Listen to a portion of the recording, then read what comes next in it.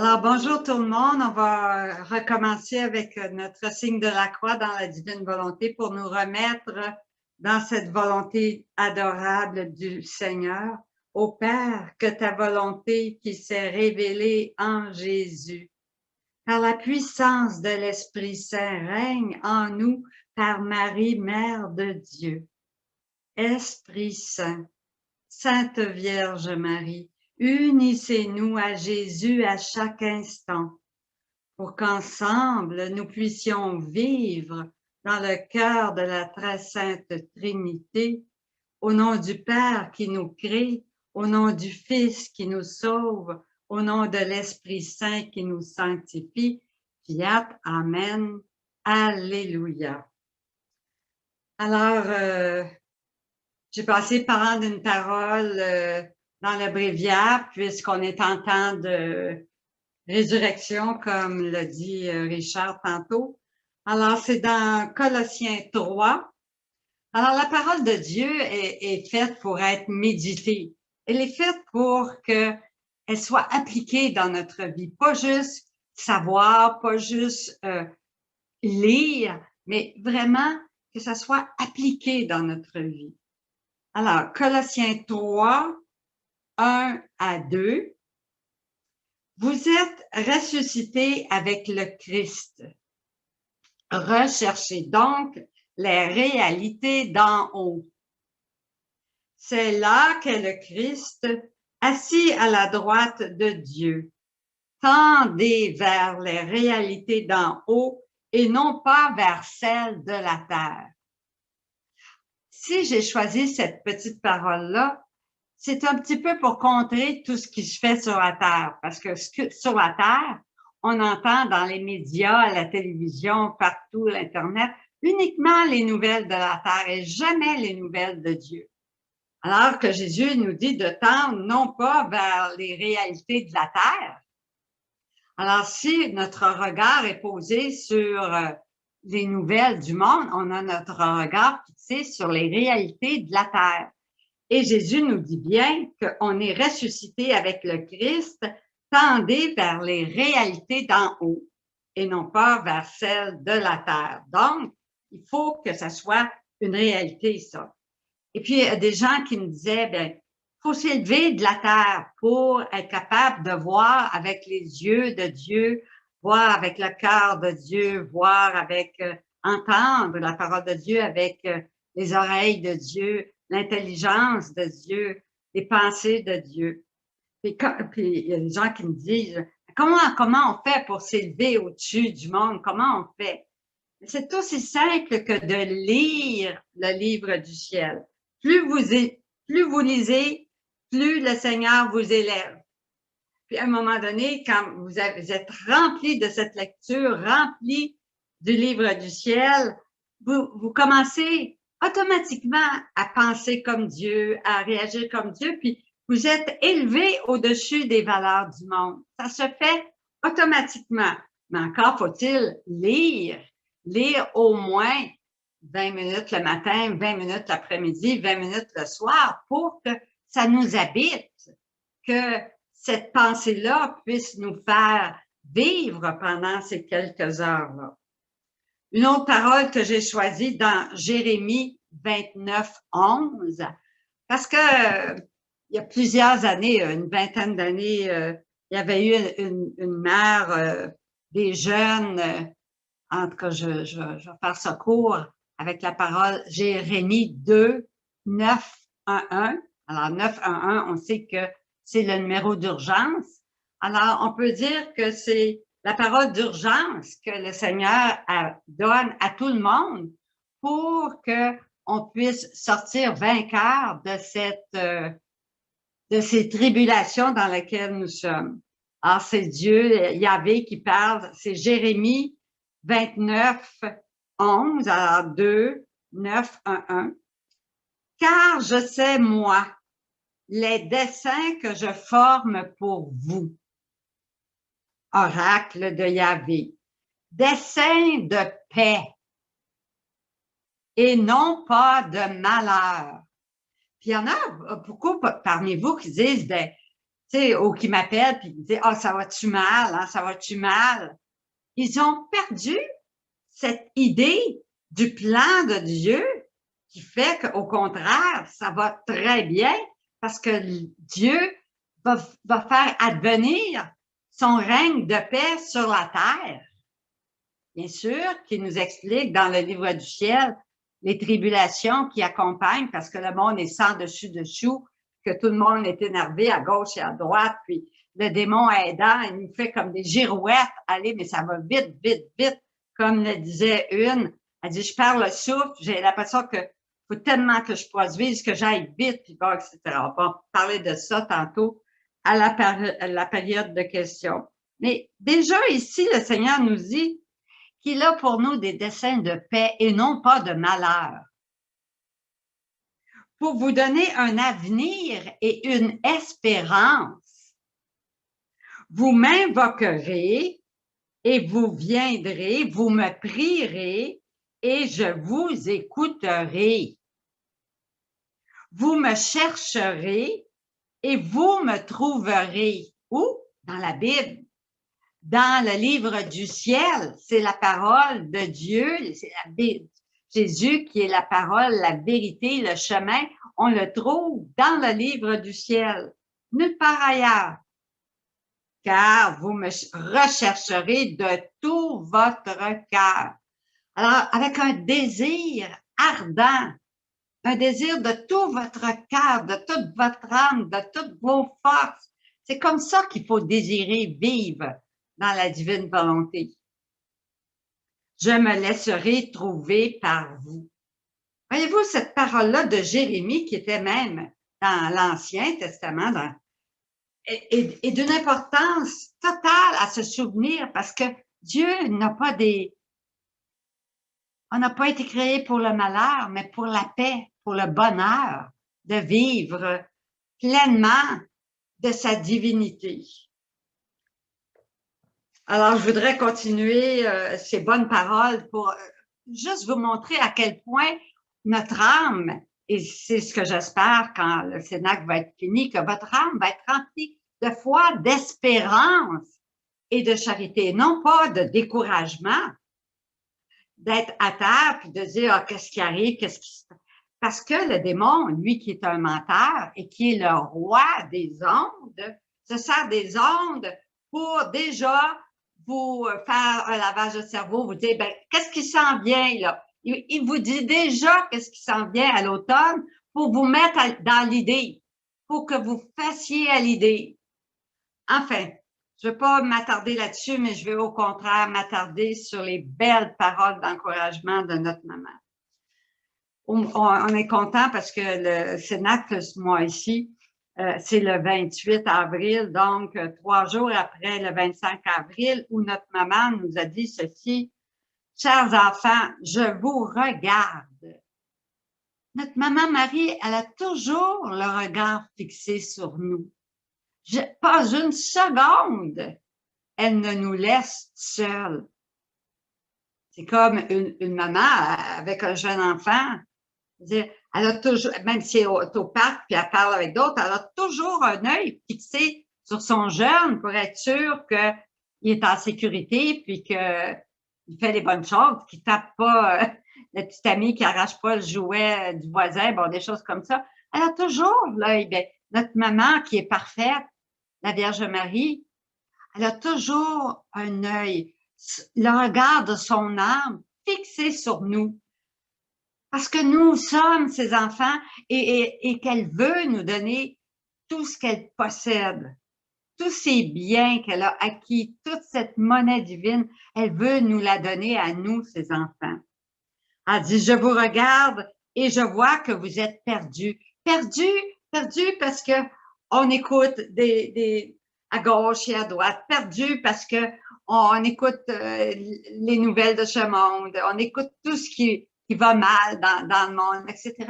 Et pendant ce temps-là, notre foi, notre espérance, tout ça descend et on descend dans ce qui est de la terre et on perd le regard divin du chemin prévu par Dieu. C'est pourquoi je vous appelle tous revenez à Dieu. Et ça, c'est nous-mêmes. Tout le monde ici, tous ceux qui écoutent, on doit à tous les jours, à chaque instant de chaque jour, revenir davantage à Dieu parce que par notre nature déchue, par le péché originel, on est attiré vers le bas. On est attiré vers les choses de ce monde alors que Dieu, lui, veut nous attirer vers lui. Revenez à la prière qui est le lien avec Dieu. Et le Saint-Esprit vous remplira de son amour qui donne la joie au cœur. Le royaume de Dieu, c'est un royaume de joie, d'espérance, d'amour, d'unité. L'espérance croîtra en vous pour un avenir meilleur et vous deviendrez de joyeux témoins de la miséricorde de Dieu en vous et autour de vous. Elle a dit le mois passé, j'entends vos cris de détresse et vos prières. Satan se bat pour la guerre depuis des années. Alors, c'est pas nouveau, hein? La guerre, là, qui est présente là, en Ukraine, puis un peu partout dans bien d'autres pays, là. Alors, il veut la guerre, il veut la désunion, il veut nous amener au désespoir, au découragement total, à la mort.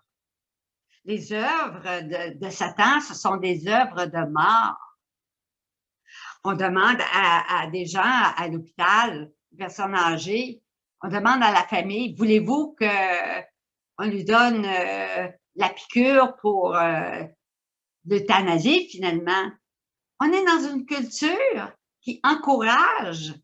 Alors, les gens qui savent pas trop, disent, bon, si c'est pour la soulager, et on euthanasie les personnes âgées.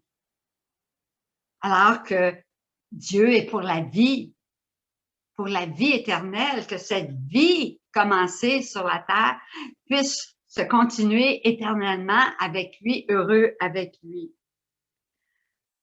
Alors, elle nous invite sur le chemin de la sainteté pour qu'on sorte de cette crise dans laquelle vous êtes entrés parce que vous n'écoutez pas Dieu qui vous aime et qui désire vous sauver et vous amener à une vie nouvelle. Alors, vivre dans la divine volonté, c'est vivre une vie nouvelle. On ne va pas changer de mari, on ne va pas changer d'enfant, mais toutes les intentions avec lesquelles on prépare le repas, les intentions avec lesquelles on va prendre une marche, vont être changées. Au lieu de le faire pour moi-même ou pour perdre du poids ou pour, bon, etc., je vais le faire pour la gloire de Dieu. Je vais le faire pour sauver des âmes. Tous nos actes, qu'ils soient prières ou qu'ils soient des actes communs de tous les jours, sont utilisés par Dieu pour faire advenir son règne sur la terre comme au ciel. Alors, aujourd'hui, j'ai choisi des textes qui vont nous faire grandir dans l'espérance parce qu'ils vont nous montrer le plan de Dieu sur nous. Qu'est-ce que c'est que nous, Dieu attend de nous? C'est important de pas être, d'écouter des YouTube, de lire, mais on fait rien. Il faut être actif et répondre à l'appel que Dieu nous lance. Alors, un premier texte que j'ai choisi, c'est dans le tome 30, à la date du 20 mars 1932.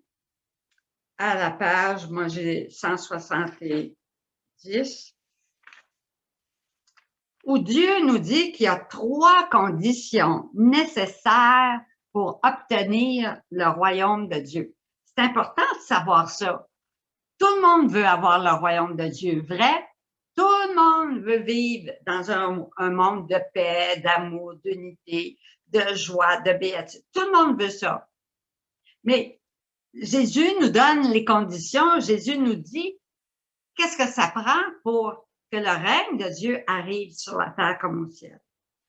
Il dit, la première condition, ma fille, la connaissance de ma volonté est la plus grande chose que je puisse donner et que la créature puisse recevoir. Je répète parce que c'est important.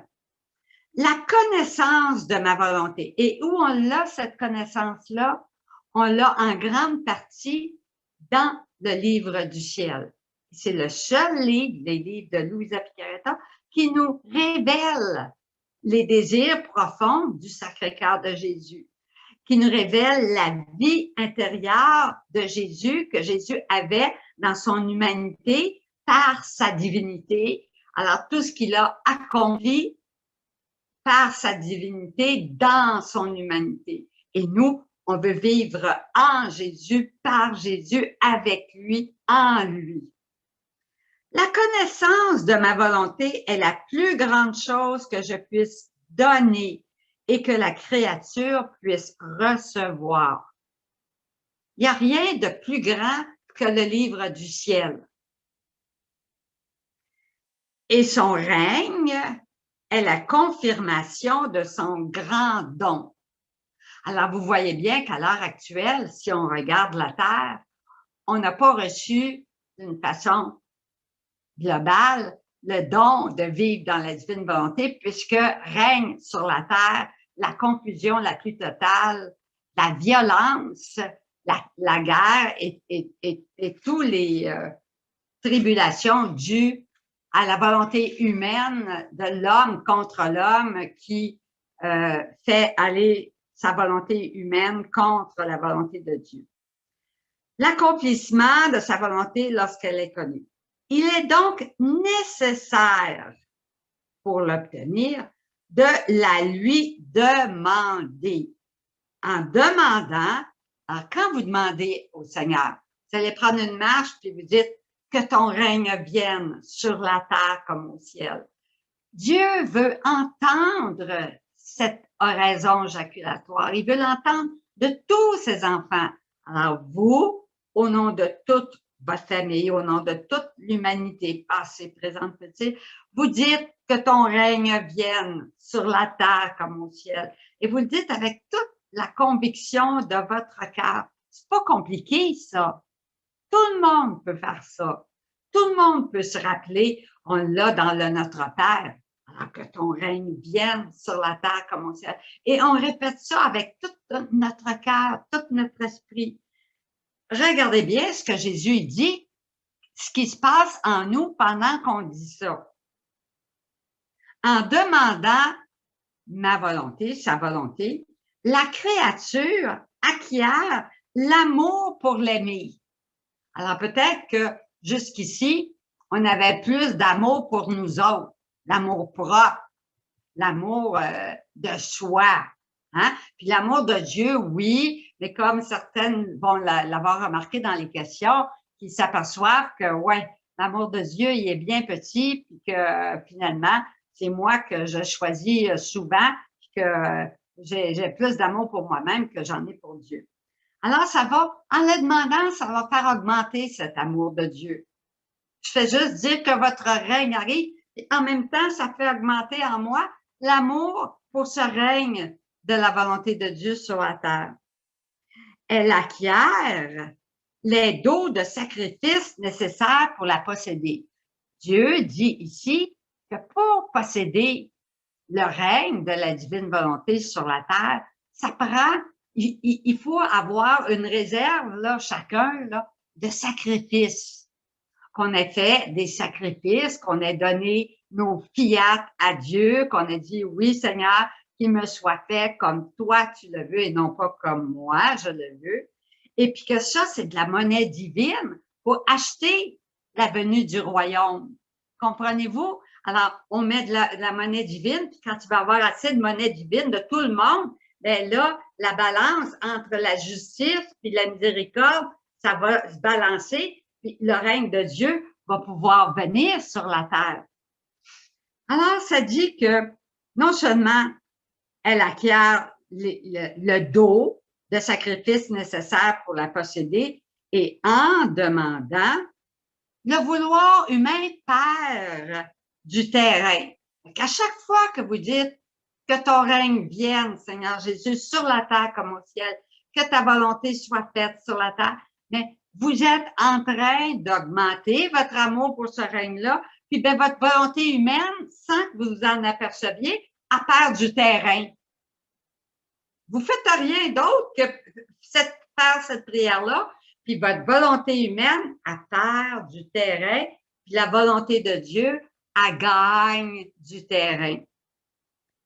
Le vouloir humain s'affaiblit, perd de sa force et se dispose à recevoir le règne du vouloir suprême. Et Dieu se voit ainsi prier de se disposer lui-même à la donner. Les dispositions sont nécessaires des deux côtés pour faire ces célestes dons. Alors, la disposition de notre cœur, c'est ça qui est important. Quand on parle du désir de l'âme, tu as à le désirer, Jésus fait tout le travail. Alors, mais notre désir, c'est notre disposition, c'est notre ouverture de cœur, de faire ce que Jésus nous demande. Il demande des choses faciles à faire. Mais encore, faut pas dire je le sais, je sais, je sais, mais pas les faire. Faut à tous les jours que vous soyez en train de demander que ton règne vienne. Combien de fois par jour le demandez-vous? Ça devrait être continuel dans votre pensée, continuel dans votre prière, dans une prière incessante. Alors, il dit ceci. Donc, la première des nécessités indispensables pour obtenir le royaume de la volonté divine est de le demander par d'incessantes prières. Priez toujours. Alors, vous ne savez pas quoi dire? Ben, je t'aime, Jésus, je t'aime sur chaque petit flocon qui tombe, sur chaque feuille qui virelotte. Je t'aime sur chaque petit bourgeon. Moi, je vois les bourgeons là, dans les airs qui commencent à pousser. Je mets un je t'aime. Après ça, je demande que ton règne vienne, que ta volonté. Alors que ce soit votre prière continuelle. Et Jésus dit que non, c'est jamais connu, cette prière-là. Elle est toujours nouvelle. Il faut pas se dire, ben, mon Dieu doit être tanné, je dis tout le temps la même affaire. Non, c'est toujours nouveau. Notre je t'aime est toujours nouveau aux yeux de Dieu, dans le cœur de Dieu. Puis nos prières incessantes de demander la venue de règne, c'est la même chose. La deuxième nécessité. Donc, la première nécessité, il faut se mettre à l'œuvre puis dire à partir d'aujourd'hui, je vais avoir des prières incessantes. Autant que je suis capable de m'en souvenir, je vais demander à la Vierge le matin, quand je fais mon acte préalable, je vais demander à Louisa, à mes anges, à tout le monde. Je l'écris partout dans la maison, fait que ça va m'aider à m'en souvenir. Plus je vais lire, plus je vais être dedans, plus je vais m'en souvenir qu'il faut que je prie, que je mette des je t'aime, que je demande la venue de son règne sur la terre comme au ciel. La deuxième nécessité, plus indispensable que la première, bon, pour obtenir ce royaume, c'est de savoir ce qui peut être obtenu. Qui pourra jamais penser à un bien, le désirer et l'aimer si l'on ne connaît pas ce qu'il peut obtenir? Personne. Si on ne sait pas c'est quoi on peut obtenir, personne va prier pour le règne de Dieu. Si les anciens n'avaient pas su que le futur Rédempteur devait venir, personne n'y aurait jamais pensé. Personne n'aurait prié ni espéré le salut parce que le salut et la sainteté en ce temps-là demeuraient fixés et centralisés dans un futur sauveur céleste.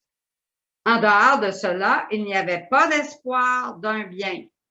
C'était vraiment à partir de Genèse, hein? Il avait promis un futur rédempteur, puis tout l'Ancien Testament priait pour la venue du futur Rédempteur. Le fait de savoir que l'on peut avoir un bien forme la substance, la vie, la nourriture de ce bien dans la créature.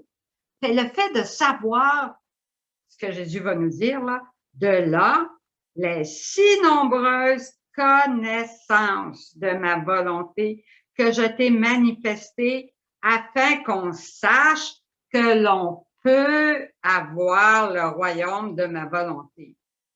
Lorsque l'on sait qu'un bien peut être obtenu, les arts, les industries et les moyens sont mis en œuvre pour l'obtenir.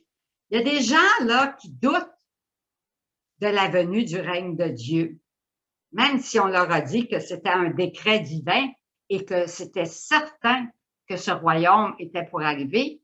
Ils sont tellement pris avec toute la noirceur, les ténèbres de ce monde, qu'ils n'ont aucune vision de Dieu, du plan de Dieu, puis ils sont complètement découragés, ce que le démon veut bien, parce qu'il veut les amener à un complet découragement. Jésus dit que le découragement, c'est la paralysie de l'âme complètement, ça paralyse le bien. Alors, si vous êtes complètement découragé, bien, Satan, lui, est très, très content parce que vous arrêtez de progresser dans la divine volonté. Donc, il faut jamais se décourager, mais au contraire, le livre du ciel est rempli de lumière, d'espérance pour qu'on grandisse. C'est la foi, l'espérance, c'est une des vertus théologales qui nous amène à Dieu. Donc, on doit avoir une espérance joyeuse. Donc, on peut avoir ce royaume-là et Dieu veut le donner. C'est le troisième moyen nécessaire de savoir que Dieu veut donner ce royaume. C'est ce qui jette les fondations, l'espoir certain de l'obtenir. C'est certain qu'on va l'obtenir parce que Dieu veut le donner. Il nous le dit par les connaissances. Donc, on sait que Dieu veut le donner, ce royaume-là. Puis, troisièmement, bien, le fait que Dieu veut donner ce royaume-là, ça forme les dernières préparations pour le recevoir, ce royaume de la divine volonté. Car savoir que celui qui possède un bien, c'est Dieu qui possède le royaume de sa volonté divine, mais il veut nous le donner. On le désire, oui, on désire un monde de paix, un royaume de paix sur la terre, pour lequel on soupire, est déjà consentant. Alors Dieu est consentant à nous le donner. On peut dire que c'est la dernière grâce et l'acte final avant d'obtenir ce que l'on veut. Je peux et je veux donner ma divine volonté pour qu'elle règne parmi les créatures. Si je ne t'avais pas manifesté cela, toi, Louisa, tu aurais été comme toutes les autres, indifférente à un bien si grand. C'est parce qu'on sait que Dieu veut donner son royaume et que par toutes les connaissances puis par toutes les vérités, il nous montre la venue du règne de Dieu parmi nous, qu'on est encouragé puis qu'on va faire ce que le Seigneur nous demande, c'est-à-dire des prières. Soyons incessamment, continuellement en prière pour demander la venue de ce règne de Dieu-là. J'ai dit dans la première condition que la connaissance de ma volonté est la plus grande chose que je puisse donner à une créature et que la créature puisse recevoir. Alors, j'aimerais, pour expliciter cette petite phrase-là, prendre un texte, toujours dans le tome 30, le 9 avril 1932, un texte où ça va nous montrer comment les vérités sont importantes, puis comment, là, c'est la base de cette vie dans la divine volonté. Ma petite fille de mon vouloir, les hommes aussi, là, on est tous, notre âme, c'est la petite fille, c'est notre âme. Tu dois savoir. Alors, quand vous avez ça dans un texte, là, ça, c'est une connaissance nouvelle que Dieu nous donne. Il faut souligner ça, là, puis être très attentive à ce qui suit, puis l'encercler, parce que ça, c'est une connaissance qui s'ajoute aux autres connaissances, aux autres vérités, et qui doivent habiter notre cœur, qu'on doit vivre pleinement de ces connaissances-là. Alors, tu dois savoir, c'est de première importance.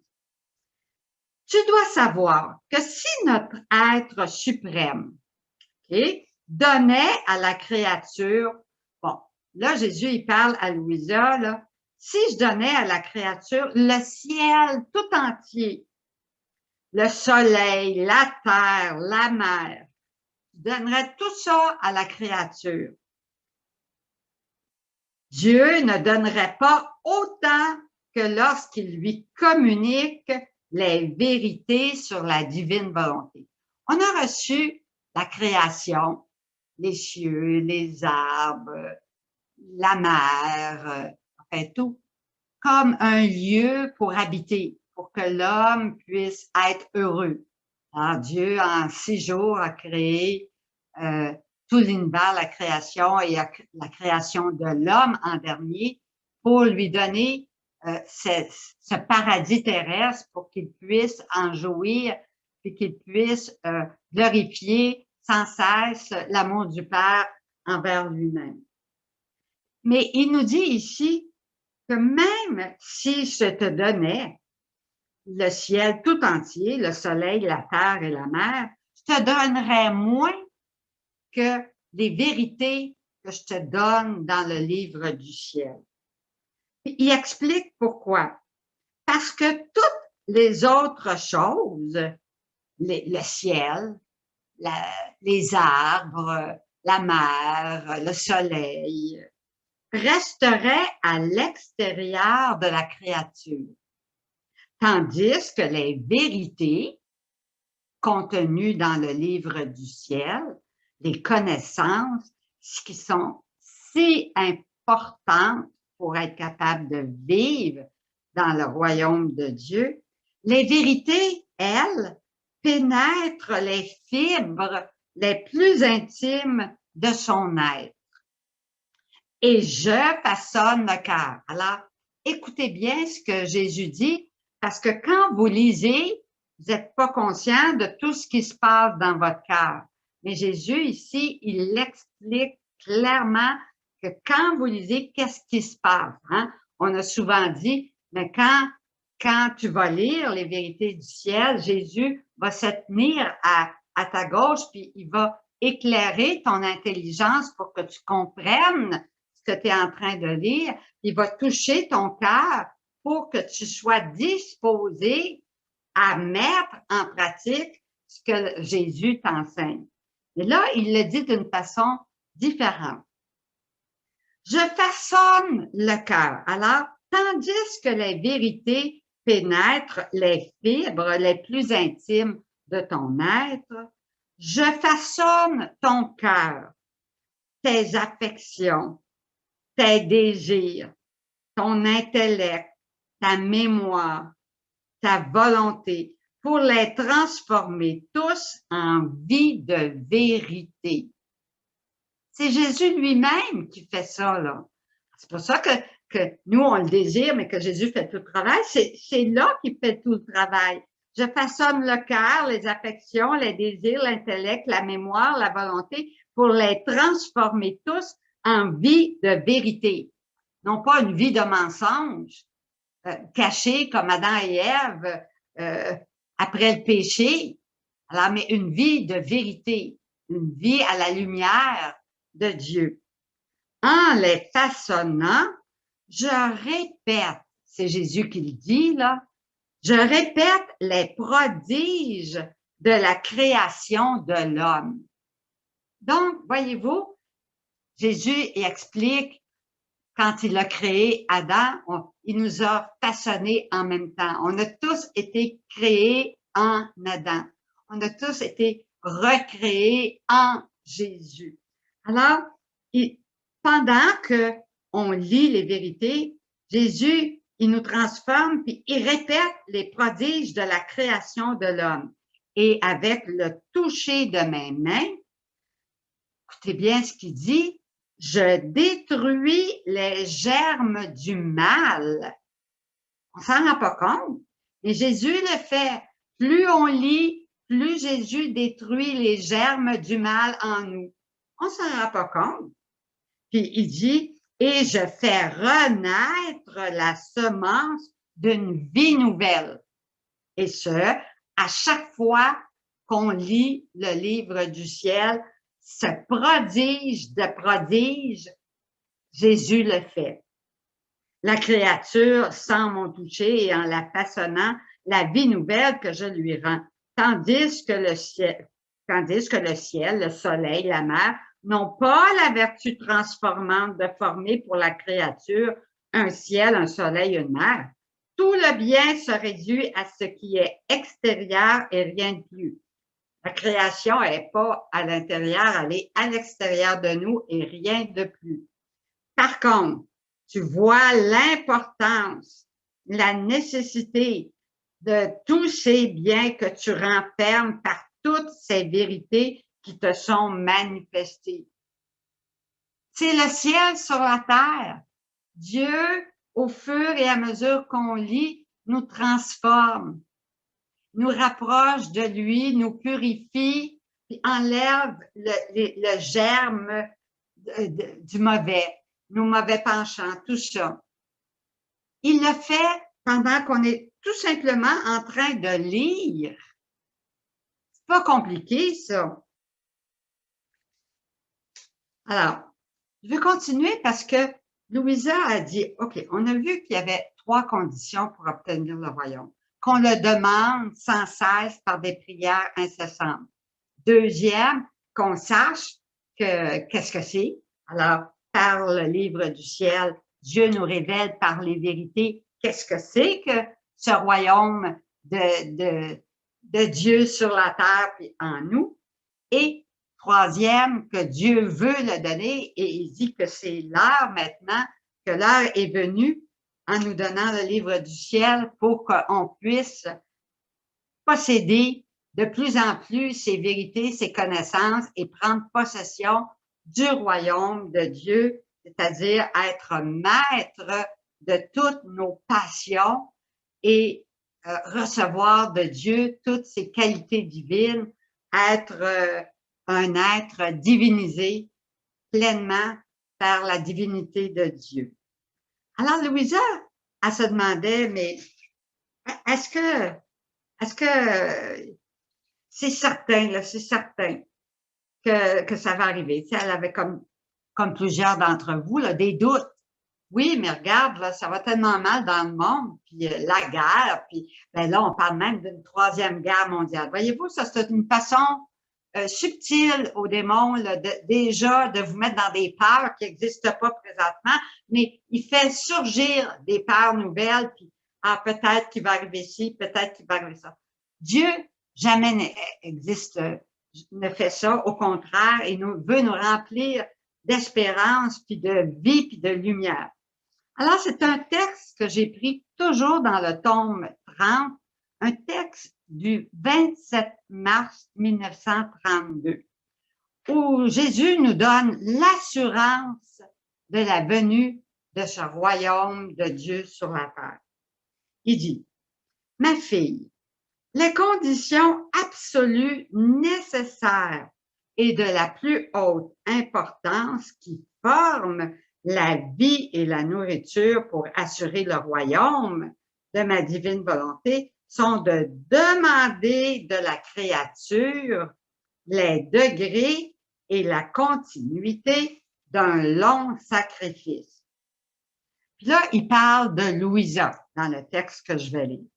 Notre amour, ça c'est la Trinité Sainte qui parle, notre amour reste blessé, notre pouvoir se sent impuissant devant une créature à qui nous demandons de grands sacrifices, lui faisant connaître le poids auquel elle devrait se soumettre et qui accepte tout uniquement par amour pour nous. Et c'est ça que Louisa a fait. C'est d'une grandeur inouïe. La vie de Louisa, on n'en a pas parlé souvent jusqu'ici, mais il faudrait, puis ici, je voudrais vraiment souligner là, l'acte héroïque de Louisa là, avec le sacrifice d'être au lit durant plus de 64 ans avec aucune maladie, sauf parce que c'est la volonté de Dieu qui voulait l'avoir au lit pour que Jésus puisse avoir un colloque continuel avec elle, qu'elle soit pas distraite par les choses du monde ou extérieures, mais qu'elle soit tout donnée à Dieu. Alors, ça a été un sacrifice à laquelle Louisa a dit oui et qui nous a permis aujourd'hui d'avoir le livre du ciel, de prendre connaissance de ces vérités, de ces connaissances divines et de pouvoir vivre dans ce royaume de la divine volonté et de travailler toujours plus à vivre jusqu'à la plénitude de cette vie divine. Alors, on travaille, on est tous en travail, là, on n'est pas rendu encore à la plénitude. Mais Louisa, elle a reçu ce don, la plénitude de vie divine en elle. Alors, la Trinité Sainte lui a demandé un grand sacrifice d'être au lit plus de 64 ans, uniquement par amour pour nous et afin d'accomplir notre volonté. On doit être reconnaissante à Louisa d'avoir dit oui sur toute la ligne. Elle aurait pu, Louisa, là, dire j'en ai assez. Des fois, nous-mêmes, on dit j'en ai assez, bon, aujourd'hui, bon. Mais Louisa, elle a tenu bon, même si, puis quand elle pleurait, c'était pas sur elle-même. Elle pleurait parce qu'elle voulait voir Jésus, puis parce que c'était son seul amour, c'était sa vie, c'était son tout. Puis, elle pouvait pas vivre sans lui. Ça, c'était une souffrance spirituelle, la plus grande des souffrances qui puissent exister. Afin d'accomplir, bon, comme nos oreilles restent attentives, notre regard ravi en voyant que sous le feu du sacrifice que nous demandons, elle prie. Alors, on voit souvent dans le livre du ciel à Louisa qui a des peines, puis qui pleure, puis tout ça. Puis Jésus dit, continue, fais tes rondes, Louisa, continue, même si tu souffres. Elle nous explique 50 000 souffrances qu'elle peut avoir, surtout en 1932, en tout cas un peu plus tard, là, elle va avoir même des livres qui vont avoir été confisqués. Puis, Jésus dit tout le temps à Louisa, continue même malgré tes épreuves, malgré tes souffrances, malgré tout, continue, fais tes rondes, continue à prier. Alors, elle prie. Et que demande-t-elle? Là, il faut se poser la question, parce que Louisa, là, a dit, ce que nous voulons, nous, la Trinité, que notre volonté soit faite sur la terre comme au ciel. C'est tout ce que Louisa voulait. Elle voulait que la volonté de Dieu soit faite sur la terre comme au ciel. Il faut se poser la question, nous autres. Qu'est-ce qu'on veut? Bien sûr que avant de connaître le livre du ciel, on voulait beaucoup de choses terrestres. On voulait une plus grande maison, on voulait un bateau, on voulait une auto neuve, on voulait toutes des choses matérielles.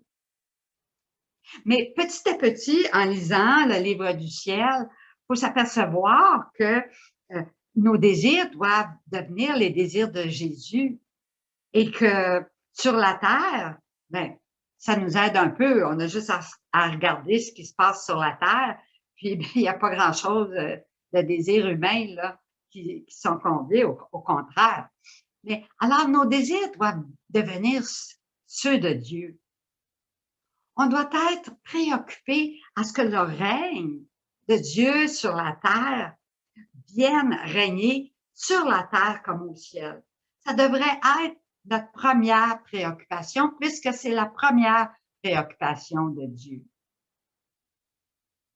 Ah, si elle pouvait, si Louisa avait pu, elle aurait mis sans dessus-dessous la terre et le ciel. Elle voudrait tout avoir en son pouvoir afin de faire en sorte que tous demandent ce qu'elle veut pour que son sacrifice atteigne son but et apporte les fruits voulus par Dieu. Louisa était entièrement tournée vers la volonté de Dieu, puis c'est tout ce qu'elle voulait dans la vie, c'était que tout le monde fasse la volonté de Dieu. Notre bonté paternelle est telle qu'il nous est impossible, à nous, la Trinité Sainte, de ne pas accorder la demande d'un long sacrifice et d'une prière continue. Et c'est ce que Louisa a eu. Et il dit un petit peu plus long, un petit peu plus bas, selon tant de manifestations et de nombreuses vérités sur ma divine volonté, ça a duré des années, là, hein, pour écrire ces 36 volumes-là. Tout le temps passé à parler de son royaume et du bien qu'il veut et devrait faire. Sa longue souffrance à la divine volonté. Sa souffrance à la divine volonté, c'est 6000 ans, depuis le péché d'Adam. Hein? Alors, d'environ 6000 ans, depuis qu'il veut régner et que les créatures l'ont rejeté. Les nombreuses promesses de bien qu'il veut donner. Alors, les prophètes sont venus, ils ont annoncé la rédempteur, etc. De bonheur, de joie, si elle le laisse régner. Tout cela n'était que des assurances que j'ai données à la créature de ce royaume de mon fiat. Et il ajoute, je n'en aurais jamais dit autant si je n'avais pas été certain que mon royaume pouvait avoir son règne sur la terre. Sur la terre, là, Dieu est en contrôle de tout ce qui se passe sur la terre. Il y en a qui ont peur parce qu'ils voient là la guerre, puis ils n'ont plus le contrôle de rien, puis ils s'aperçoivent Dieu est en contrôle de tout ce qui se passe sur la terre. Et tout ce qui se passe sur la terre sert pour la venue de son règne sur la terre. Ce qu'il permet, okay, ça va servir, on va le voir un petit peu plus loin, là, pour la venue, pour disposer les créatures à accueillir ce royaume de Dieu. Alors, je n'en aurais jamais dit autant sur ma volonté si je n'avais pas été certain que mon royaume pouvait avoir son règne sur la terre. C'est pourquoi il est pratiquement impossible que mon discours prolongé et un sacrifice aussi continu de ta part, Louisa, ne produisent pas les fruits tant attendus de la part de Dieu et de la part des créatures. Par conséquent, continue ton envol dans ce fiat qui a le pouvoir de se faire chemin, d'abattre toutes les difficultés. Dieu a le pouvoir créateur en ses mains. C'est pas le diable qui a le pouvoir créateur, mais Dieu. Et il peut abattre n'importe quand, comme il le veut, toutes les difficultés.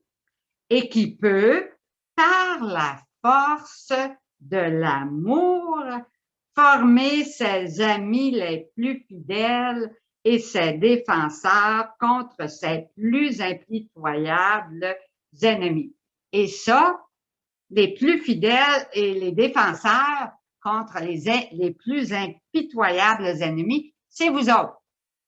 Vous autres qui écoutez, qui lisez le livre du ciel, vous êtes des amis fidèles à prier, fidèles à faire vos rondes, fidèles à appeler Jésus pour tout faire avec lui, fidèles à faire des prières incessantes, que ton règne vienne sur la terre comme au ciel, fidèles à mettre vos je t'aime continuellement, que ce soit ça votre vie nouvelle. Non plus une vie à faire les mots croisés, le bingo. Non, une vie de prière et d'amour, de service pour le prochain.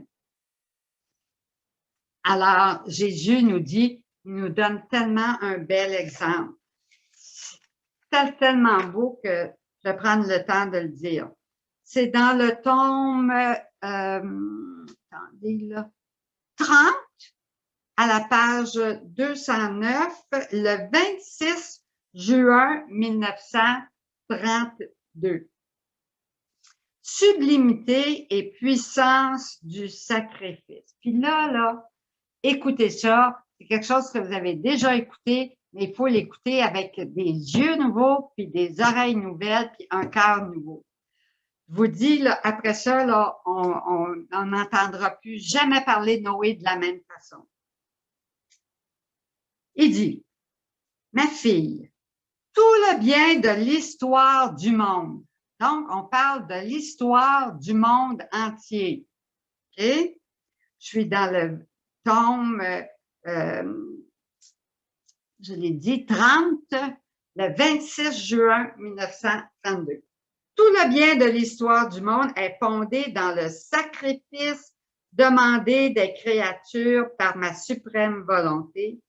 Et plus est grand le sacrifice que nous demandons, plus est grand le bien que nous y mettons. Et nous demandons ces grands sacrifices lorsque les créatures, par leur péché, méritent la destruction du monde. Alors, quand là, le péché surabonde sur la terre puis qu'il mérite le monde d'être détruit, bien là, Dieu suscite une créature puis lui demande un grand sacrifice pour racheter cette humanité déchue. Il le fait au temps de Noé, en faisant sortir, et nous demandons ces grands sacrifices lorsque les créatures, par leur péché, méritent la destruction du monde. C'est pas à peu près, là. C'est ça qui est marqué. Faisant ainsi sortir du sacrifice, au lieu de la destruction, le sacrifice de la personne va amener une vie nouvelle aux créatures. Il faut savoir ces choses-là pour que notre cœur soit rempli de connaissances puis de reconnaissance pour ce qui s'est passé dans l'histoire de l'humanité. Tu dois savoir. On parle de Noé, là. À ce point de l'histoire du monde, quand Noé est arrivé, les créatures méritaient de ne plus exister. Toutes devaient périr. En acceptant le mandat que nous lui avons donné et en se présentant pour le plus grand sacrifice de la construction d'une arche durant tant d'années, Noé, là, il faisait rire de lui. Il était en train de construire une arche avec toutes les dimensions que Dieu lui avait données, mais il n'était pas dans la mer quand il construisait l'arche, il était sur la terre. Tout le monde riait de lui. Et puis lui, ça lui a pris des années, Noé a racheté le monde pour les générations futures. En se sacrifiant si longtemps à travers les difficultés, les peines et la sueur, il a déboursé les pièces de monnaie, non pas d'or ou d'argent, mais de tout son être dans l'acte de suivre notre vouloir. Il a fait l'arche de Noé parce que Dieu lui a demandé, dans la foi pure. Il a ainsi produit suffisamment de pièces de monnaie spirituelle, si vous voulez, là, par ses sueurs, par le travail qu'il a fait, là, pour racheter ce qui était sur le point d'être détruit. De sorte que si le monde existe encore, alors si on existe aujourd'hui, là, il le doit à Noé, qui, par son sacrifice, en faisant notre volonté comme nous voulions qu'il la fasse, a sauvé l'homme et tout ce qui devait servir l'homme. Hein, il a fait rentrer les animaux dans l'arche de Noé pour que, une fois le déluge parti, que toute la création reprenne et qu'on connaisse la création qu'on a aujourd'hui. Un sacrifice prolongé voulu par Dieu annonce de grandes choses, des biens universels et une douce chaîne qui relie Dieu et les hommes. Alors, il nous dit là, hein, que si le monde existe encore aujourd'hui, on le doit au sacrifice de Noé. Qui parmi nous était conscient, qui à tous les jours remercie Noé du sacrifice de tant d'années passées à construire l'arche selon les vouloirs de Dieu, puis que c'est grâce à lui qu'on a la vie aujourd'hui. Je pense qu'aujourd'hui, maintenant, avec cette lecture-là, à tous les jours, tous les matins, on va demander, on va remercier Noé, hein, pour son long sacrifice, pour sa foi en Dieu, puis parce que par lui, ben, l'humanité a pu continuer, puis ben, on est ici présent. Il parle aussi du sacrifice d'Abraham. Ainsi, Noé, par son sacrifice prolongé, a racheté la continuation des générations humaines. Est-ce que vous saviez ça? Si les générations humaines ont continué, c'est grâce à Noé. Fait que tous les jours, on va dire merci à Noé pour ça. Après un autre espace de temps, hein, après Noé, il y a eu un autre espace de temps, dans l'histoire du monde, est venu Abraham. Et notre vouloir lui a commandé de sacrifier son fils. C'était un dur sacrifice pour un malheureux père. On peut dire que Dieu l'a mis l'homme à l'épreuve et exigé une épreuve inhumaine, presque impossible à exécuter. Mais Dieu a le droit de demander ce qu'il veut et tous les sacrifices qu'il veut. Le pauvre Abraham était placé dans une situation si difficile que son cœur saignait et il ressentait sur lui-même le coup fatal qu'il devait porter à son fils unique. Hein? Il monte, puis son fils est à côté de lui, puis il prend le bois, puis ils s'en vont, puis le fils demande à son père, Abraham, « Mais mon père, où est le sacrifice? Où est… » Alors, Abraham ne va pas dire, ben, c'est toi le sacrifice, hein? Il va dire, Dieu y pourvoira. Ça, c'est la réponse d'Abraham. Il a confiance en Dieu. Le sacrifice était excessif, si bien que notre bonté paternelle en demandant l'exécution, mais non l'achèvement. Donc, il a demandé que dans son cœur, que Abraham décide, qu'il dise oui, fiat, je vais te donner mon fils, de l'exécuter comme tu me le demandes. J'en ai juste un. Pourtant, il a promis à Abraham d'avoir des fils aussi nombreux que les étoiles sur la terre. Il y en a juste un, puis il lui demande de lui donner en sacrifice sur le bûcher. Mettez-vous à sa place, là. Alors Abraham dit, Seigneur, si tu veux ce sacrifice-là, je suis prêt à te donner mon fils unique. Puis il dit, sachant qu'Abraham ne lui aurait pas survécu. Il serait mort, Abraham, là, il serait mort de chagrin après un acte aussi atroce que de tuer son propre enfant, car c'était un acte qui dépassait les forces de la nature. Mais Abraham a tout accepté, il ne pensait à rien, ni à son enfant, ni à lui-même, parce qu'il était consumé par le chagrin dans son propre enfant. Si notre vouloir, comme nous le lui avions commandé, n'avait pas empêché son geste fatal, il aurait fait le sacrifice voulu par nous, mais il serait mort avec son fils bien-aimé. Or, ce sacrifice était grand, excessif, uniquement voulu par nous dans l'histoire du monde. Donc, ce sont des sacrifices uniques. On va voir le troisième, là, tantôt. Ce sont des sacrifices que le Seigneur demande une fois à une créature. Noé, il l'a demandé une fois à Noé et ça va pas se renouveler. Il a demandé ce sacrifice-là à Abraham, puis on va voir ce que ça va avoir fait. Eh bien, ce sacrifice l'a élevé si haut qu'il a été constitué chef et père des générations humaines. Et avec le sacrifice de son fils, il a déboursé la monnaie de champ et d'immenses chagrins afin de racheter le futur Messie pour le peuple hébreu et pour tous les hommes.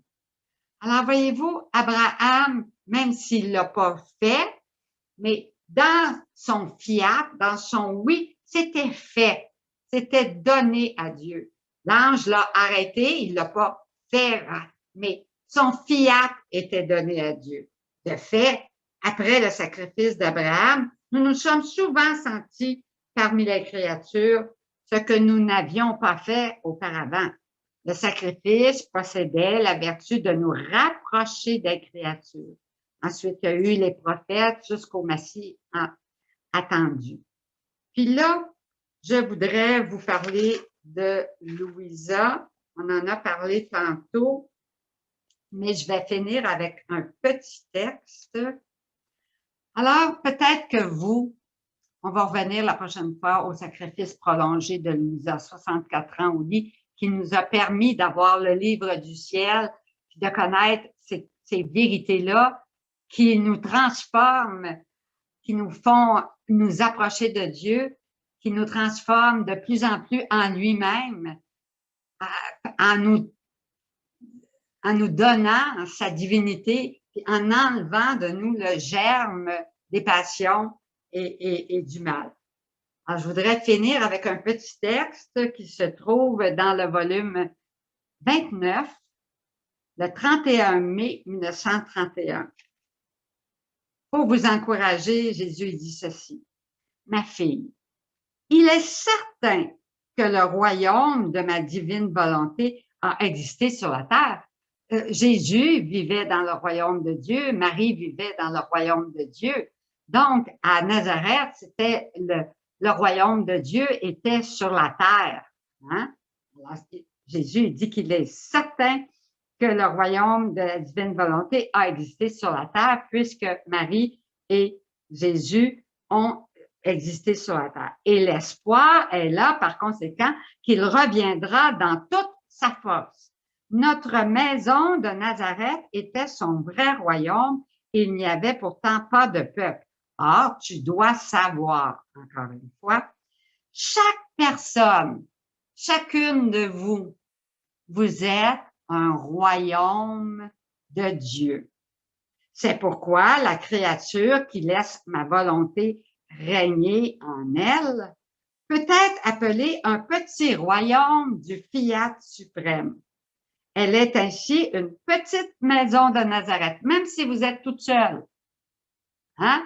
Vous êtes un petit royaume de Dieu, une petite maison de Nazareth que nous possédons sur la terre. Et si petite soit-elle, comme notre volonté règne en elle, même si elle règne de façon non continuelle, mais qu'on fait toutes les affaires qu'il faut. On fait toutes les affaires pour revenir, pour lire, pour être avec Jésus, faire les 24 heures, partager la vie de Jésus, partager la vie de Marie. On commence le mois de Marie bientôt avec la Vierge Marie dans le royaume. Alors, pour être avec Marie et Jésus, vivre leur vie en plénitude, le ciel ne lui est pas fermé et elle possède les mêmes droits que dans le céleste pays. Elle aime avec le même amour. Alors, aimer avec l'amour de Jésus. Alors, son amour est parfait. Pas avec le nôtre. Le nôtre est petit, imparfait. Elle se nourrit avec la nourriture de là-haut. Elle se nourrit pas des nouvelles de la terre. Elle se nourrit dans le livre du ciel. Elle est incorporée dans le royaume de nos interminables régions. Et pour former le grand royaume de notre volonté sur la terre, nous, la Trinité Sainte, allons premièrement construire les toutes petites maisons de Nazareth. Alors, c'est toutes vous autres. Vous êtes toutes des petites maisons de Nazareth. Il faut que vous viviez comme Jésus et Marie vivaient à Nazareth. Il y avait très peu de paroles, beaucoup de silence parce qu'ils étaient à l'écoute, hein, à l'intérieur de vous. Alors, dans votre maison, il faut qu'il y ait du silence, il faut qu'il y ait de la lecture, il faut qu'il y ait un cœur à cœur avec Jésus, avec Marie. C'est-à-dire, les âmes qui voudront connaître ma volonté pour la faire régner en elles. Alors, qui lisent régulièrement et qui essaient de mettre ça en application dans leur vie. Je serai avec leur reine souveraine à la tête de toute cette petite maison, car ayant été les premiers à posséder ce royaume sur la terre, c'est notre droit à Marie et à Jésus que nous ne céderons à personne d'être leurs intendants. Comme cette toute petite maison répète, notre maison de Nazareth. Donc, on doit vivre comme Jésus et Marie vivaient à Nazareth, dans la prière et dans le silence de notre cœur, dans un cœur à cœur avec Jésus. Nous formerons tant de petits États, tant de provinces. Alors, une lumière ici, une lumière là-bas, une lumière ici, là-bas. Alors, on vit tous à des endroits différents. Vous êtes tous des lumières ici au Québec, en France, un peu partout. Alors, il dit que nous formerons tant de petits États, de provinces, qu'après avoir été bien formés et ordonnés, alors il faut s'ordonner, agir selon les commandements de Dieu, les commandements de l'Église, mettre de l'ordre dans notre cœur, par la confession régulière pour qu'on puisse grandir dans la vertu. Alors, après avoir été bien formés et ordonnés, comme autant de petits royaumes de notre volonté, ils fusionneront tous ensemble pour former un seul royaume et un seul grand peuple. Alors, toutes les lumières du Québec, toutes les lumières du Canada, des États-Unis, d'Australie, elle va avoir tellement de lumière partout que tout va fusionner et ça va advenir. C'est comme ça que va advenir le règne de Dieu sur la terre comme au ciel. On a un rôle actif, puissant à faire à partir de maintenant, de se reprendre en main, rempli de foi, d'espérance, parce qu'on lit et que Dieu, c'est certain qu'il veut nous donner ce royaume, puis que si on fait les efforts pour être ouvert à lire et à relire ces vérités, parce qu'on les oublie, donc Jésus les répète d'un livre à l'autre. Alors, puis à mettre ça en pratique dans notre vie par une prière incessante de petits je t'aime, je t'adore, je te loue, que ton règne vienne sur la terre comme au ciel. Eh bien, c'est comme ça, sans arrêt, d'un jour à l'autre, les lumières vont augmenter, augmenter, et plus il va y avoir de la lumière, bien, plus les autres, et à un moment donné, toute la terre va être illuminée par la gloire de Dieu. Alors, disons ensemble, gloire au Père, au Fils et au Saint-Esprit, au Dieu qui est, qui était et qui vient pour les siècles des siècles. Amen.